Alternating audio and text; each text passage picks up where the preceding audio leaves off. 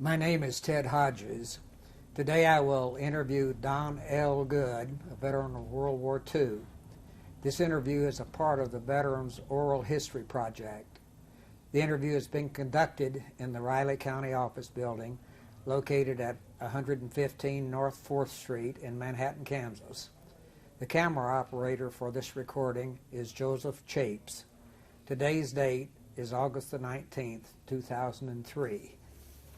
And then, Don, to get started into your life's history here, let me ask you to give us your name, your rank, your serial number, and your branch of service. Well, my name is Don L. Good, and my serial number is 1530-7521, and I was born and reared on a farm in Van Wert County, Ohio.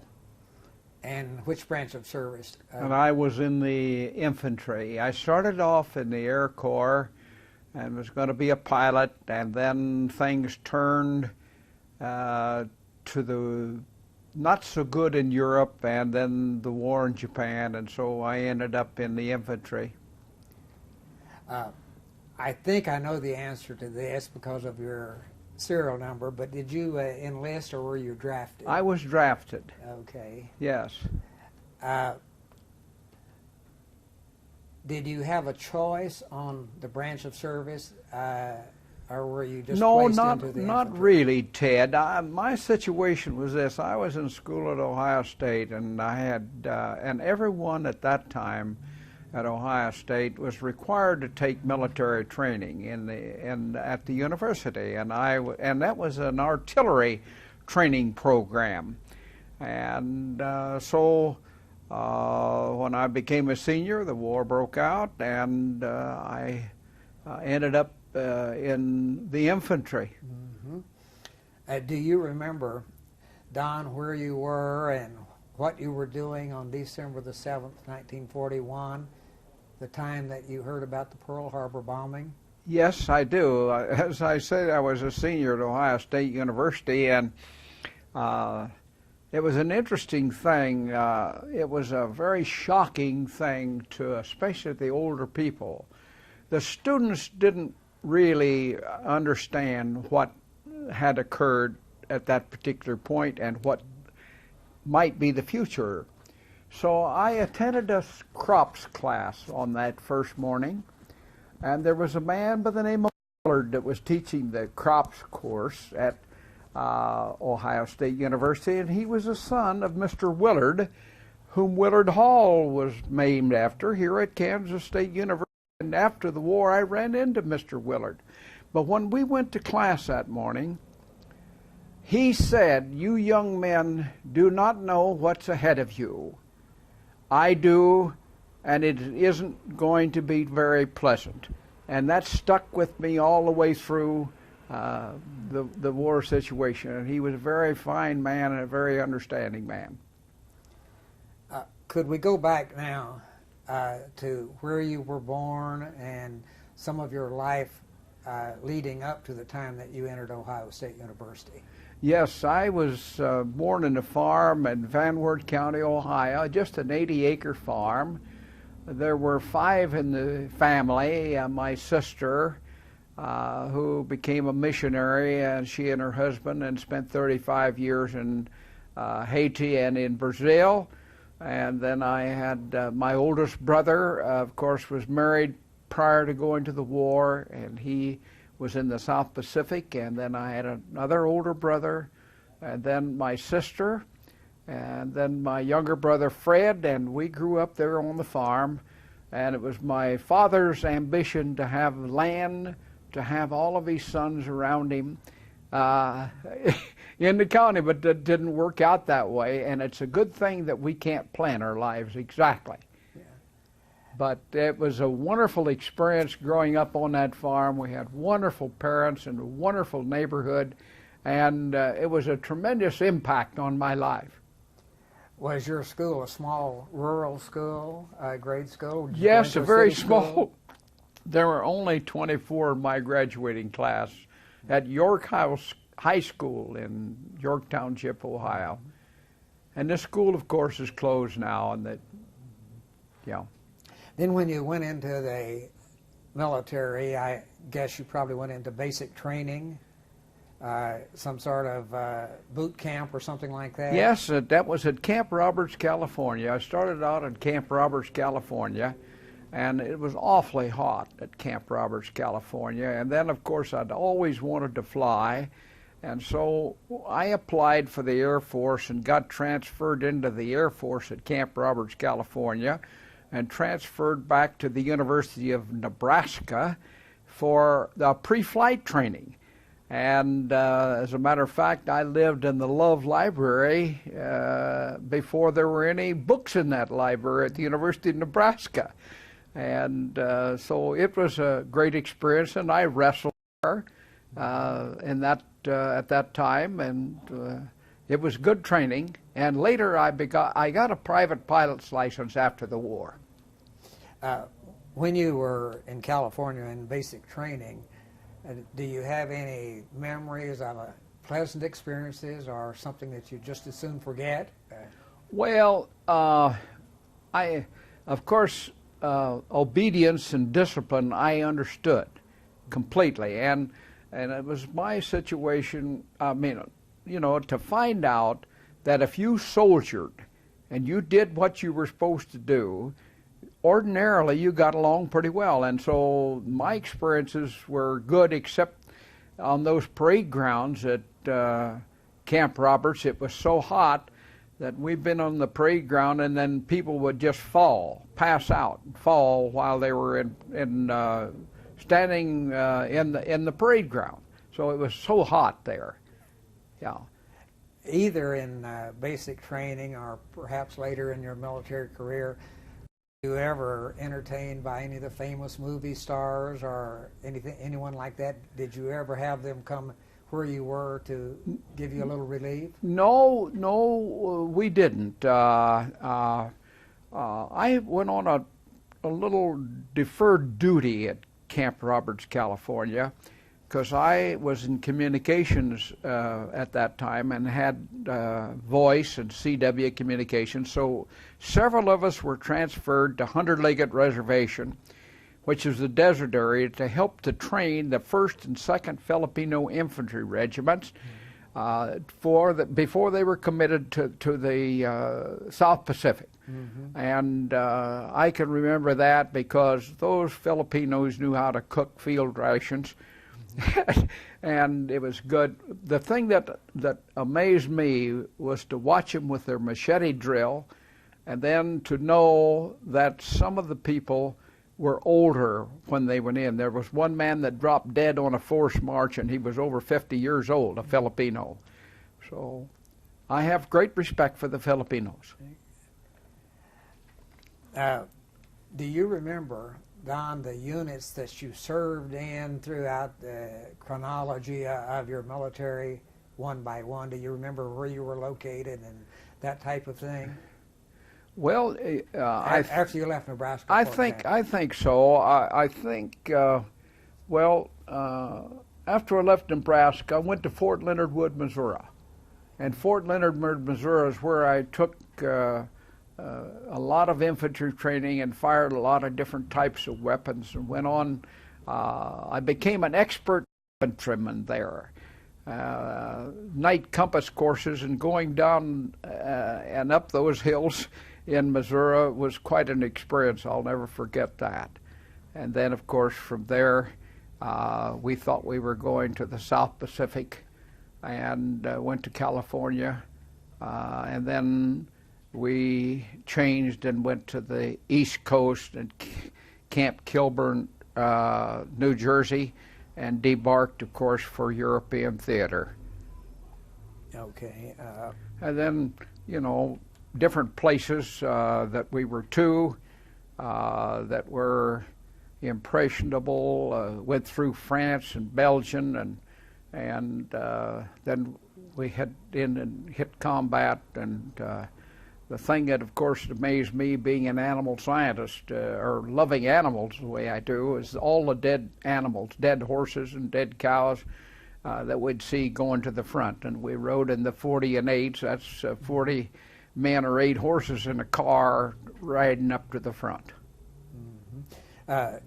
You had all the rifle shooting and all of that at the Missouri camp. Yes, we had lots of training, and then I was in the headquarters company and had to learn to operate and run a 57 millimeter anti-tank gun. In addition, my TO weapon was a carbine, but the carbine was a 30 caliber gun and also a 45 pistol. But I soon, after combat, traded that carbine in on an M1 rifle, because the M1 rifle at that time was probably the best infantry weapon that an individual infantryman could have. Did you get some marksmanship awards?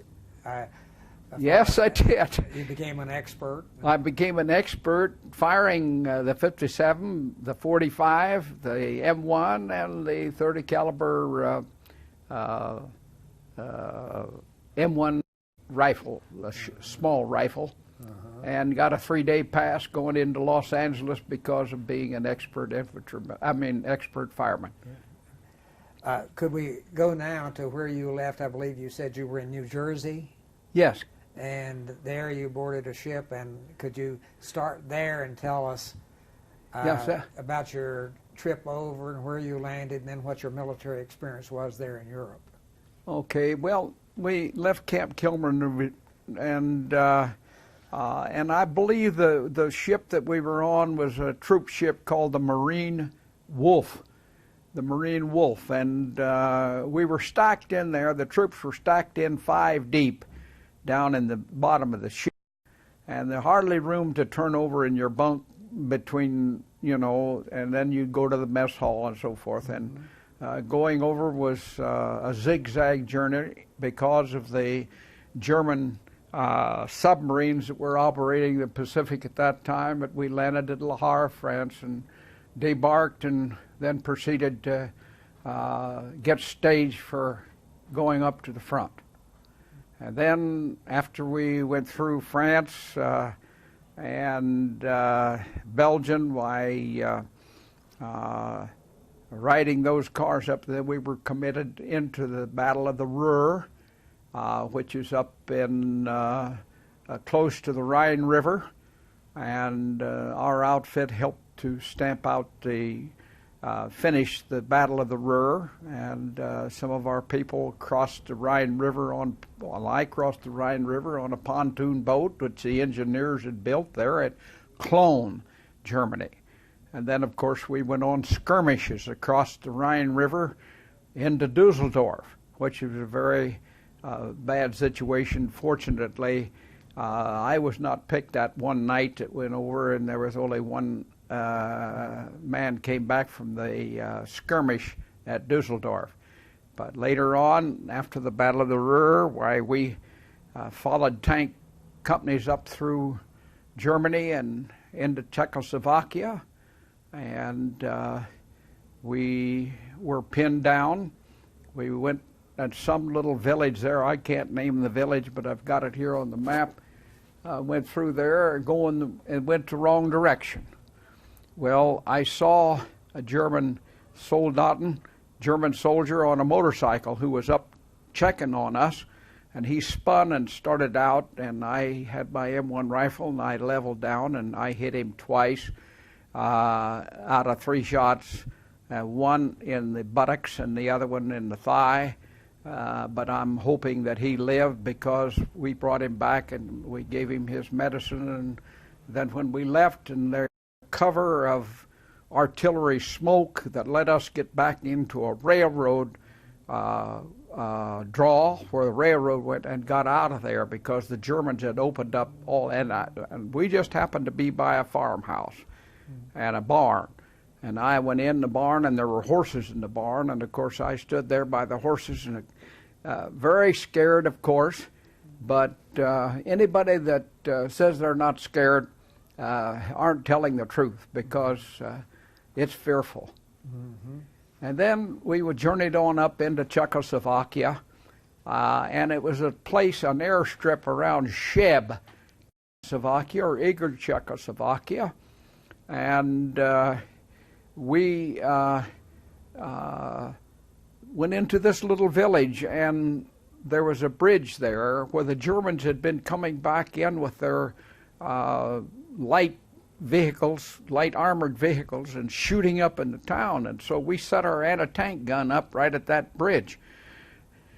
And all we had to do is just trip the lever, and we'd hear something hit the bridge. Well, we heard soldiers, German soldiers coming, and because they had hobnails and you could hear them, and so they got right up to the gun, and we hollered halt, and we took those people prisoners there, and then the next day or so the war ended. When you took prisoners there, were you responsible for them, or did you hand them off to someone else? We were kind of responsible for them at that time, and when we would take prisoners, the German enlisted men would not associate with the German officers, and so they would separate in two groups. And so the next day I visited, because they were good people, and I never hated a German, even though I was fighting there, because they had the wrong leadership. But nonetheless, this German Oberlieutenant told me, I says, how did you people, now I'm going to get into this now, probably a little early, how did you people ever allow this happen to such a good country? Because I'd been in their little villages, and I had been in homes that had been bombed, and one home in the Battle of the Ruhr where I went into the kitchen, and it was a disgusting situation. Two German women were there, and the stove was heated, and they were cooking supper, and they didn't know anybody was around. But those are the things that made an impression to me. You'd see German soldiers and their families on the pianos in those homes, just like they were here in the country, in our country. So this German lieutenant finally told me, he said it was just a little bit at a time.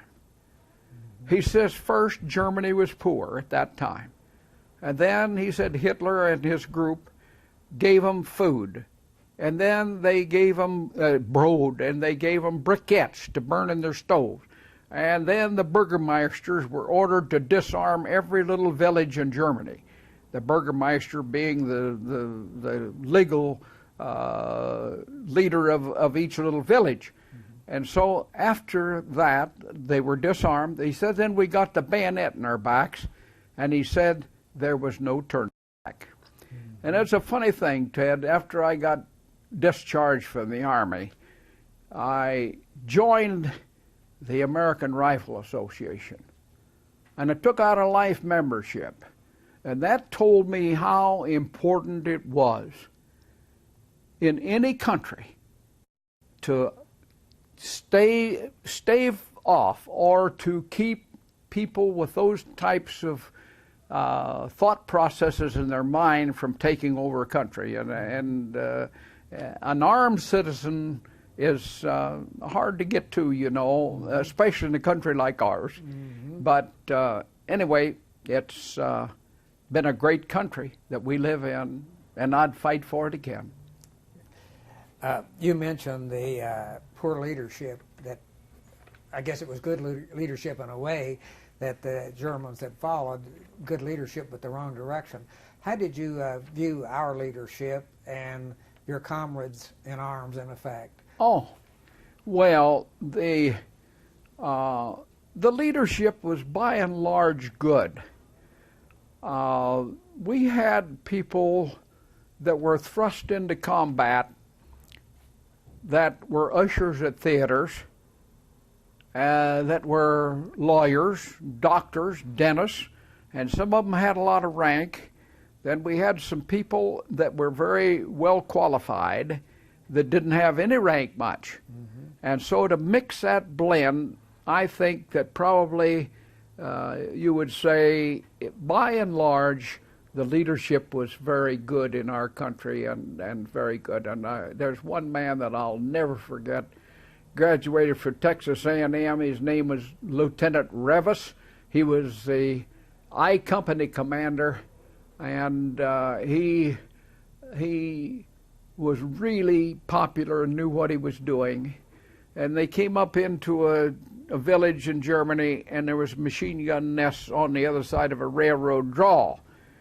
And so he was going to try to skirt that machine gun nest, and he called back the colonel, Colonel Long, I don't remember that fellow's name, and he told the colonel, he says, you know, he says, I think we can skirt this machine gun nest, and then we can get across there and not lose many people. Well, they had an argument over the phone, and Sergeant Rivas just hung the phone up and skirted the thing and came out of there and captured those Germans and the nests and so forth without hardly any loss.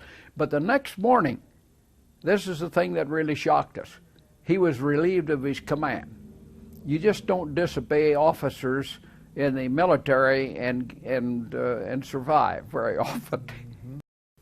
So that was one case where I thought a lack of what I'd call good judgment and a lack of trust in other people's judgment was kind of tough. Then you mentioned where you were, Don, when the war ended. How were you told that the war was over, and then what you should do? And then if you could, go ahead and tell us what you did after that before you came back home. Okay. We knew the war ended because from the 387th Infantry Regiment fired the last official shot in World War II. And his name is, he was a PFC, Spanish name, and I wrote it down here, and I don't know whether I can get to it or not, but his name was, the last official shot in the war was fired by PFC Domenica Mosetti of the B Company of the 387th Infantry Regiment. Then after that, we went to Bamberg, Germany for rebriefing and restaging, cleaning all of our weapons and getting things ready to come back to the States, because we were the only one or two outfits in Europe that had amphibious training. Now that's for beachhead landing. And we were trained that way before we went to Europe. And then when we did go to Europe, we were, the 387th Infantry Regiment is the only regiment, combat regiment, that was an occupation in Japan that had combat in the ETO. So we had 30 days at home, and then to Seattle, and then on a zigzag journey over to Japan. And the war with Japan had not ended at that time. I got a little communication from a friend in the insurance business, L.G. Permort, owned an insurance company in Van Wert County, Ohio, and he had been to Mayo's. And he gotten word at Mayo's that the United States had a bomb, and if they dropped that bomb, then Hirohito would check in with that island, and then they'd never hear from him again. Well, 3 days after we left Seattle, the war with Japan ended. But we were 28 days going over, you know, it took a lot of time to refuel in different places and to get over there. We landed in Yokohama and occupied Japan. And thank God Truman dropped the atomic bomb. I'll have to put this in too. Okay. You hear a lot of people that criticize Truman and criticize the United States for dropping the atomic bomb. If Truman hadn't dropped the atomic bomb, there would have been so much more loss of life by the Japanese and by the Americans. It would have been a terrible mess. We found out that when we left Seattle, were traveling under sealed orders for a main beachhead landing of the island of Japan. And if the war hadn't ended, I wouldn't be sitting here for you today. Were you married at the time? No, I was. Okay. Then let me ask you this then, Don. You were there in the occupation, and could you tell us something about the occupation, how long you were there and what you did? Yes, we were on the point system, you know, and as we earned points in Europe, and in order to get discharged. Well, when we first went in, we took over an airstrip, and there was no resistance whatsoever. The Japanese were so afraid of us; they'd had so much propaganda. And then when they found out that the American soldiers were not going to hurt them, when we'd go into a little village on patrol or something, they'd just cover the Jeep and were very, very friendly. And they were very poor. They were very hungry. They would come to the camp, and anything that was left in the mess kit, they would like to have it. Some of the soldiers would put it in the garbage can, and they'd get it out of the garbage can and eat it there. If I had anything left over, I gave it to the Japanese out of my mess kit. So they were very, very poor people because of the war effort. And then, maybe I missed it, but did you say then how long you were there? Oh, we were there, I guess, probably about 8 months. And they got enough points, and I came home. The regimental commander, a fellow by the name of Colonel McMahon, called me into the office, and he said, "Don," he said, "why don't you stay with us? Why don't you stay in the Army and make that a career?" He says, he was a full colonel, and he says, "I'll see to it that you get the right guidance and you'll be a full colonel before too long." And I said, "Sir, I love my civilian life. I love the profession that I'd chose, and I can't do that." So I went home and finished up at Ohio State. Yeah. When you came back, where were you discharged from the military? Camp Atterbury, Indiana. Discharged at Camp Atterbury, Indiana. And there's one thing that I think that was really good, and I didn't understand at the time. Each soldier had his $10,000 insurance policy. And after seeing what had happened and the different types of people and backgrounds, that $10,000 insurance policy was very helpful to a lot of people. And some people, after they got discharged, dropped it. Fortunately, I did not drop mine. I kept it, and now it's worth over $50,000. Yeah. When you came back then to Ohio State, you didn't have your bachelor's degree at that time, did you? No, I didn't. Maybe before we get into that, I should ask you what your rank was and how the promotions came about in the military. You got to be an officer, I think. No, I was a staff sergeant. Okay. Now, I'll tell you, there's a little story about that. When we were in France, and they wanted me to get a field commission and so forth, or go for some training. Well, I had trained with this group of men, and I thought it would probably be better for me to stay with them. Yes. And also, it didn't take me very long to learn that if you're a field officer at the grade of field officer and you were doing your job, you'd get shot pretty quick, because the people of first and second lieutenants and so forth, that was good. They just shot them up in the Army, terrible. So I did not go that way. You got some medals and awards and theater ribbons, that sort of thing? Yes. 2 battle stars and bronze stars for battle, and the combat infantry badge. Okay, thank you. Then after you went back to Ohio State, could you pick up there and tell us about your education, and then we'll get into your civilian life? Okay. Well, in the education at Ohio State, of course, I had some wonderful teachers, wonderful professors. They were inspiring. And so I got back there and I finished my school.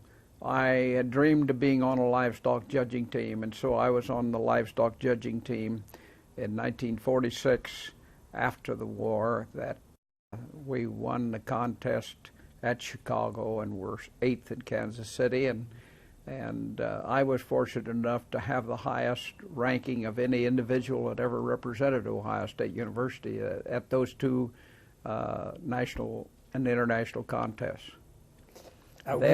Excuse me just a minute. When you said livestock judging, was there a particular kind of livestock that you specialized in? Probably cattle. Okay. Probably cattle, although I enjoyed sheep when I was in 4-H and FFA. I had sheep projects and pig projects and calf projects, and the 4-H and FFA were a real important part of our early life. Helped us in determining and, well, building leadership. I can't think of anything for youth to start and go through any better than that. Those two operations as far as growing up is concerned. And Kansas has good programs in both of those areas. You know. Did you use the GI Bill when you came back to going to school? I'm glad you mentioned that, Ted. The GI Bill of Rights was a godsend to me. I finished my work at Ohio State. It paid for my work on a master's degree at Kansas State University. And when I finished, then I transferred to the University of Minnesota and got my PhD degree. And it made it possible for me to do those two things. And without the GI Bill, I don't know, Ted, whether I would have gone ahead with that advanced study. But it was a blessing, and not only that, to many other soldiers that I know of that were in that situation. So the GI Bill, I think, was one of the best things that America has ever done for the military service. Then could you tell us your various positions in professional jobs that you had and the chronology there? Well, I was here and I came out as an instructor to Kansas State University, and I'll never forget the salary. Dad Weber hired me to come here in September of 1947, and I came at $2,770 a year, and that was for an instructor. That was the highest pay that an instructor could get. So I got my master's degree, and then things kind of came along, and the PhD degree, there was a situation. It wasn't necessarily a rule, but it was hard for you to break out and go to an associate professor without a PhD, or beyond a certain pay scale without the PhD. So I had talked to Jim McCain, president, and he suggested that I go ahead and do that, and so I went to Minnesota and got that, my family and I. Thanks to my wonderful family, they were patient during those days, and so we got that. Then I came back and went through the ranks of assistant, associate, and a full professor, and then I became head of the animal science department in 1966 when Rufus Cox retired as head of the department. And then in 1977, they merged dairy and poultry and animal science, and I was the head of those merged departments until I retired in 1987. And I've enjoyed my life in retirement, but I want to say that I am very thankful and appreciative of the people of the state of Kansas that gave us the opportunity to be educated here and to serve. And so I'd say that we thank God that we have been lucky enough to both live in Kansas, and we like it. And my wife and I will have been married 56 years in December. And are there children? And we have 3 children. We have a daughter that has her PhD from Oklahoma State University, and she graduated from K-State in human ecology. It used to be home economics, it was human ecology. And she got her master's and PhD at Oklahoma State University, and she's on the staff at Michigan State University and loves it. And in that area, and she's got a lot of emphasis in clothing and merchandising and computer skills. And then our son's on the farm at Oldsburg, Kansas, and they have 2 children. Our granddaughter graduated from Kansas State last May, and then our grandson is a sophomore this fall. And so we're Kansans now. Don, is there anything else from your military experience or your civilian life that you would like to share with us? Well, really, my teaching at Kansas State was very enjoyable. I enjoyed it. And the reason why is because we tried to get the maximum out of every student.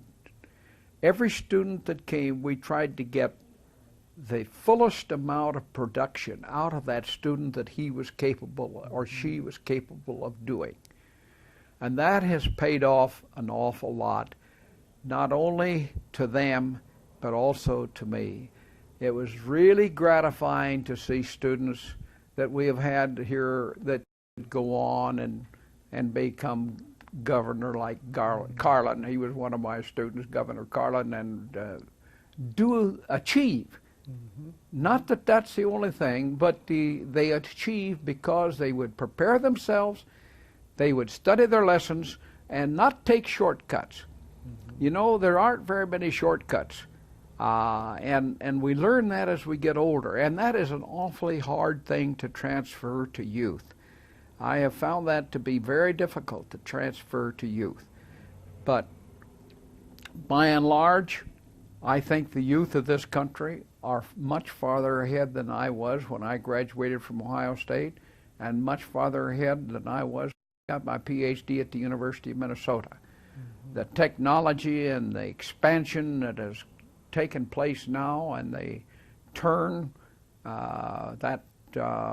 the advancements have been terrific, and I feel like that possibly one thing that we and you hear older people say this, and I don't want to press the issue, but you know, really sometimes we think we're busy, and we're not really busy until you really get pressed into it. Mm-hmm. And I think that we have a lot of people now that don't realize what they can do if they're pushed into getting it done.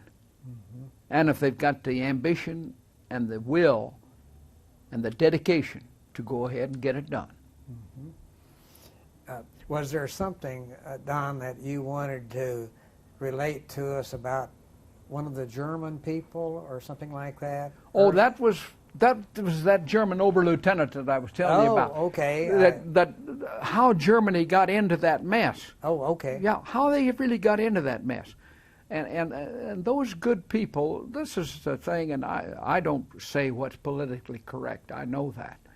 But it seems to me that if society, when they find one of these guys coming along like Adolf Hitler, Mussolini, Tojo, and Hirohito, if some way or another the trapdoor could be dropped and they'd disappear. Mm-hmm. Now that's an awful, cruel, rude way to put it.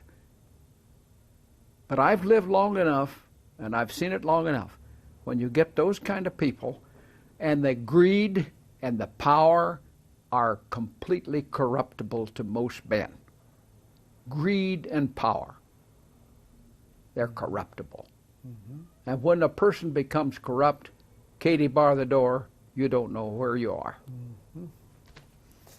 Well, Don, we thank you, and we appreciate your story, and we hope your family will enjoy it through the years, and it's a matter of good history.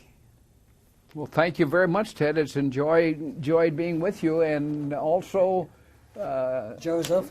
Yes, Joseph, I should say.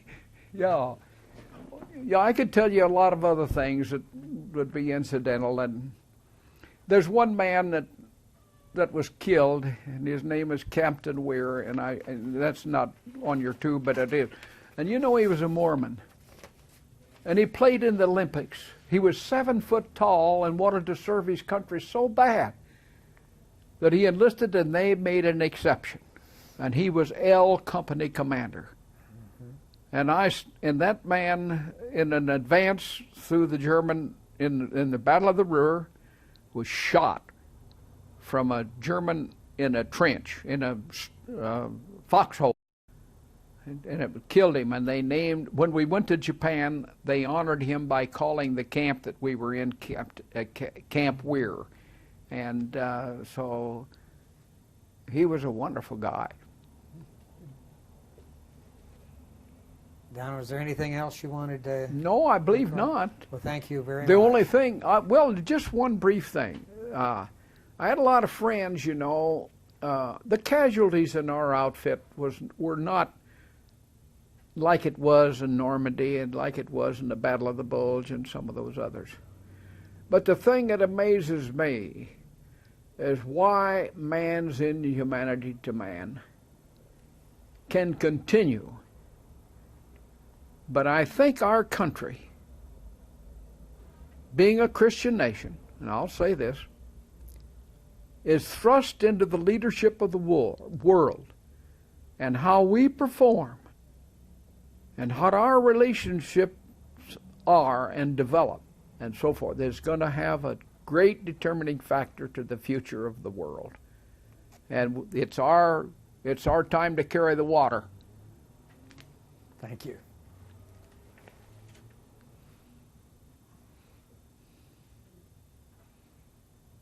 That was long.